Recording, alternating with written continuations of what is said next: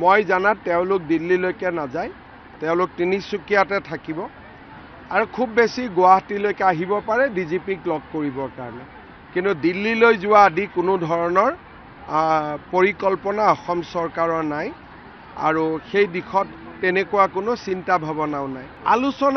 আলোচনা হ'লেতো পৰেশ বৰুৱাৰ লগত হ'ব লাগিব, বেলেগৰ লগততো আলোচনা কৰি কোনো লাভ নহ'ব।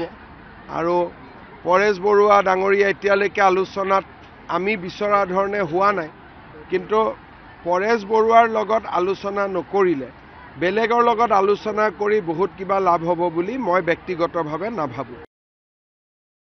মই জানাত তেওঁলোক দিল্লীলৈকে নাযায়, তেওঁলোক তিনিচুকীয়াতে থাকিব আৰু খুব বেছি গুৱাহাটীলৈকে আহিব পাৰে ডিজিপিক লগ কৰিবৰ কাৰণে।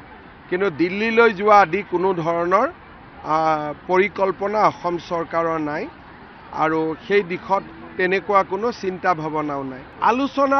আলোচনা হ'লেতো পৰেশ বৰুৱাৰ লগত হ'ব লাগিব, বেলেগৰ লগততো আলোচনা কৰি কোনো লাভ নহ'ব।